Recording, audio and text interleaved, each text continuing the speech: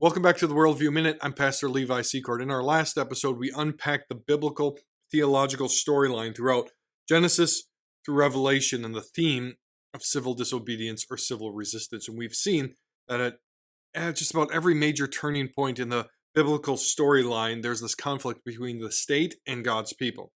And so that leads us to a question. We have all of these godly examples of civil disobedience scattered throughout Scripture, Old Covenant and New. And then you have commands like Romans 13, which says that we are to submit to the governing authorities as unto the Lord. So how do we put these two together? If we really believe, as we should, that 2 Timothy 3 is correct, that all Scripture is God-breathed and is profitable for teaching, correction, reproof, etc., so that the man of God would be wholly equipped, not somewhat equipped, wholly equipped for every good work. So how do we put this together? Well, I have three categories today when thinking about laws and our relationship to the state. I'm going to give you some examples of each of these categories from Scripture that kind of inform how then should we live. How do we live in a time and an era with a state that may be beastly, like Revelation 13, or that may be more godly, depending on the given circumstance and law. And we've seen a lot of this really kind of came to a head in 2020 with the lockdowns, things like abortion clinics and marijuana shops and liquor stores were deemed essential and the church wasn't. Well, is this something that we should Romans 13 to death, that you have to submit even though the government doesn't have authority? Or is this something that the churches should have practiced civil disobedience? And that debate really raged at the heart of a lot of the conflicts of evangelicalism. So as we unpack this, three categories when it comes to civil disobedience. Three. First, there are laws and authorities that you must obey. Romans 13. Submit to the governing authorities. This is the default, the standard position of the Christian is to submit to the governing authorities that the Lord has established.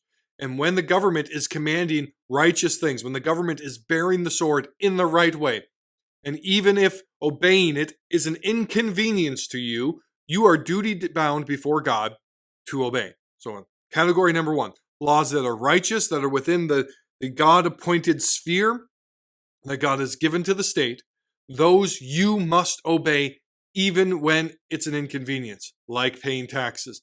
Taxes are an inconvenience. But why are we to obey them? Why are we to do so? Because God has established the governing authorities.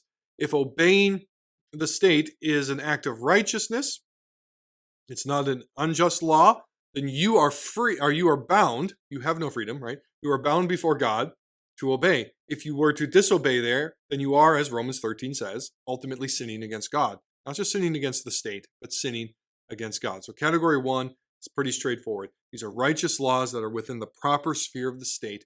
You and I as Christians are duty bound to be good citizens and to submit joyfully.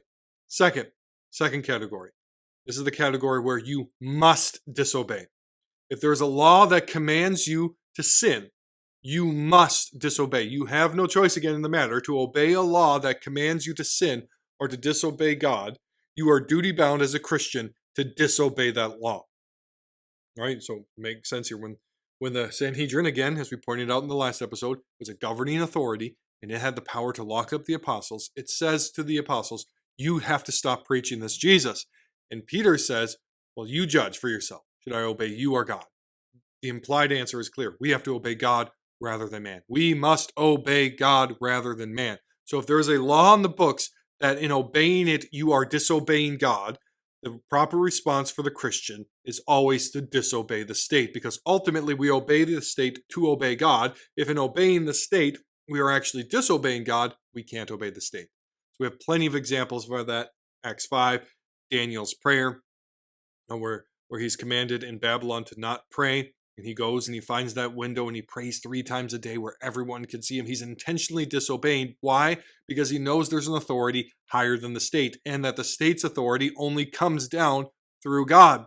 So if the state is commanding something that is contrary to the authority above it, the state has forfeited its authority to do that. So category one, you must obey all the laws that are righteous and all the laws that are within the proper sphere and scope of the governmental authority. Category two, you must disobey any law that in obeying it you are sinning.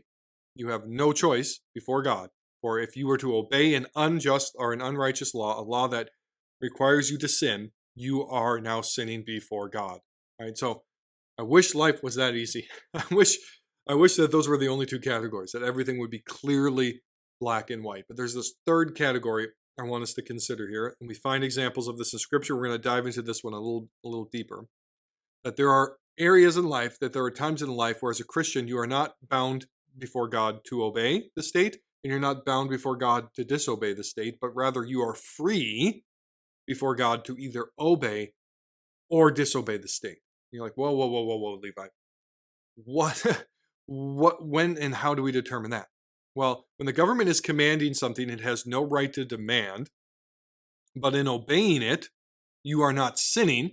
You are free to obey or submit to the state in that instance before God, right? And not sin in obeying, or to disobey the state and not sin before God, right? So I think a common example today would be wearing seatbelts. I don't believe it's within the government's proper sphere and sphere to mandate adults to wear seatbelts, right? Put it shortly, the state is not your dad. The state is not your mom. It has no authority to do that. But wearing a seatbelt is not sinful. I choose to submit to this law because it is wise and good and prudent to wear a seatbelt when I'm driving around in my car. But I don't think it is inherently sinful to not wear a seatbelt, and it falls outside of the scope of the government or the government's authority. Also, as we get to it here, if I choose to disobey this law, then I should recognize that if I'm caught disobeying the law, that I should be willing to pay the penalty for disobeying that. So let me give you a couple biblical examples. Let's put some wheels on this. Levi, how are you coming up with these categories? All right, the first example comes from the life of Christ, Matthew chapter 17, verses 24 through 27. Basically, there's a temple tax here. Again, temple, it's a tax. It's enforced by the Jewish governing authorities. And they come to Jesus and his disciples, and they ask if he's going to pay the tax. Now, you and I should note that this comes before Matthew 22, where they come and ask Jesus whether or not we should pay taxes to Caesar. All right, so Matthew 17, tax question. Matthew 22, tax question. I think that Caesar question came because of what Jesus does here with the temple tax. So reading here, beginning in verse 24 of Matthew 17. When they came to Capernaum, the collectors of the 2 drachma tax went up to Peter and they said, "Does your teacher not pay the tax?" And he said, "Yes." And when he came into the house, Jesus spoke to him first, saying, "What do you think, Simon? For who do the kings of the earth take toll or tax? From their sons or from others?" And when he said from others, Jesus said to him, "Then the sons are free. However, not to give an offense to them, go to the sea and cast a hook and take the first fish that comes up. And when you open its mouth, you will find a shekel. Take that and give it to them for me and for yourself." Right, so note this. Note the analogy Jesus uses here.